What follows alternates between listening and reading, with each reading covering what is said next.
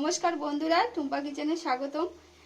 ঘরে কদিন ধরে দুটো চিচিঙ্গে ছিল আর কিছুটা 3-4টে পটল ছিল, প্রায় শুকনো হয়ে এসেছিল। তা ভাবছি কি করব, তা আমি এটা ভাবলাম যে এই রেসিপিটা বানাবো, তাই তোমাদের সাথে শেয়ার করছি। এখানে আমি চিচিঙ্গে, পটল, পেঁয়াজ, রসুন গ্রেট করে নিচ্ছি, আদা, কাঁচা লঙ্কা সবই আছে, আর 2 পিস আমার কালকেকার মাছ ভাজা আছে। এই মাছ ভাজা দিয়ে আমি তোমাদের রেসিপিটা বানিয়ে দেখাবো। তোমরা প্রথম থেকে শেষ পর্যন্ত আমার ভিডিওটা দেখতে থাকো। কড়াটা বসিয়ে দিলাম, এবারে কড়াটা একটু গরম হোক, আমি ততক্ষণ এদিকে মাছটা পুরো ছাড়িয়ে নেব। মানে ভাজা ছিল অবশ্য, আমি একটু হাত দিয়ে ছাড়িয়ে কাঁটাগুলো বের করে নেব।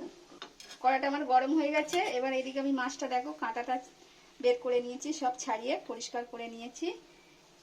কড়াই আমি তেল দেব।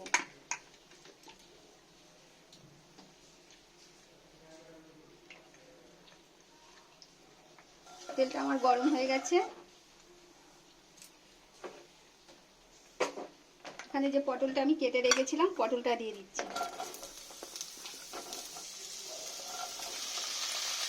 আমি ভেজে তুলে নেব।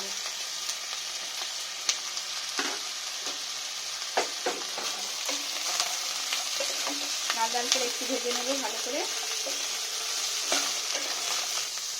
একটু সামান্য নুন দিলাম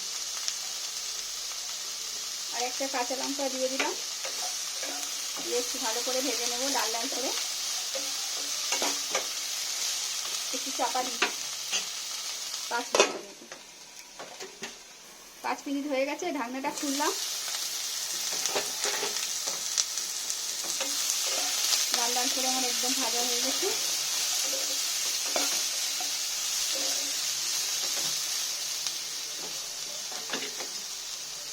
এবার আমি এই মিক্সি একটা জার নিয়েছি, মিক্সি জারের মধ্যে আমি সবগুলো তুলে নেব, নিয়ে পেস্ট করে দেব।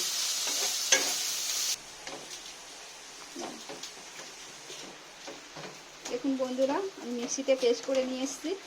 এবার কড়াইতে তেল দেব।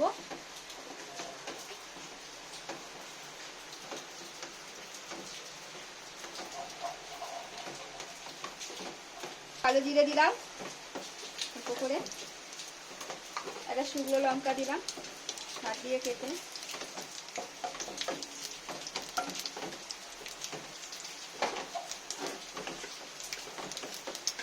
এখানে যে পেঁয়াজটা কুচে রেখেছিলাম এটাকে দিয়ে দিলাম। পেঁয়াজটা আমার লাল লাল করে ভাজা হয়ে গেছে। এবার এখানে আমি একটু কিছুটা আদা আর রসুন গ্রেট করে রেখেছিলাম সেটুকুও দিয়ে দিলাম।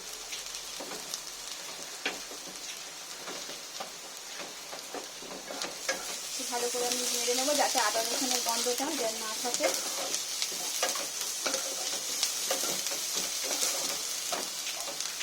কিছুটা কুচো কাঁচা লঙ্কা দিয়ে দিলাম।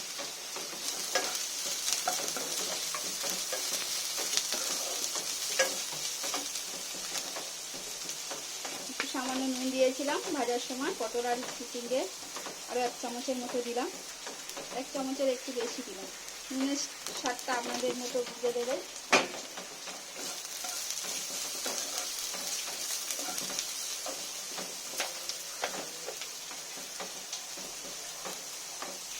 হলুদ দিলাম 1/2 চামচের মতো।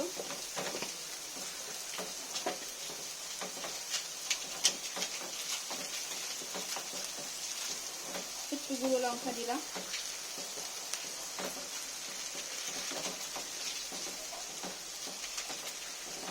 একটু ভালো করে নেড়ে নেব।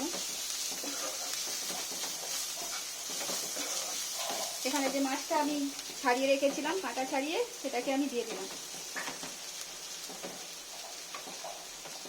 যারা মাছ ছাড়াও এমনি শুধুও করতে পারে, তবে মাছ দিলে খেতেও ভালো লাগে। ডিমও দিতে পারে। একটু ভালো করে আমি সময় ধরে একটু নেড়ে নেব। ভালো করে সময় ধরে কষে নিয়েছি। এবার এখানে যে আমি পেস্টটা বানিয়েছিলাম চিচিঙ্গে, সেটা আমি দিয়ে দিলাম।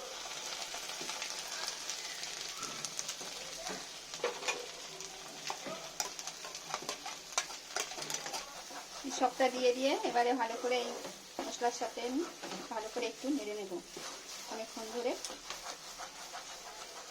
যাতে একটা গন্ধ থাকে, পটলের একটা গন্ধটা কেটে যাবে। পটল চিচিঙ্গে তোমরা পটল দিয়েও শুধু করতে পারো, চিচিঙ্গে দিয়ে করতে পারো। একটু ভালো করে কষে নিয়েছি, একটু অল্প করে তেল দিলাম। সর্ষের তেল ভর্তা, একটু সর্ষের তেল, কাঁচা সর্ষের তেল বেশি করে দিলে খেতে ভালো লাগে। এবার আমি একটু স্বাদ আনার জন্য সামান্য চিনি দিলাম। চিনিটা দিলে একটু স্বাদটা বেশি আসে। তোমরা না চাইলেও চিনিটা না দিতেও পারো। এটা প্রায় হয়ে এসছে আমার। আর একটু কষে তোমাদের পরিবেশন করে দেখাচ্ছি কতটা কেমন হয়েছে। দেখুন বন্ধুরা, আমার এই চিচিঙ্গের ভর্তাটা মাছ দিয়ে বানিয়েছি। আমি এর আগেও চিচিঙ্গে ভর্তা বানিয়েছিলাম, সেটা এমনি শুধু ছিল। আজকে মাছ দিয়ে বানিয়েছি। তোমরাও একবার এরকম মাছ দিয়ে বা ডিম দিয়ে বানিয়ে দেখতে পারো। যদি ভালো লাগে তাহলে আমাকে একটা লাইক, কমেন্ট, সাবস্ক্রাইব করবেন। আর যারা ফেসবুক থেকে দেখছেন আমার পেজটা ফলো করে নিন। আবারও নতুন রেসিপির সাথে দেখা হচ্ছে। Tata, bye bye.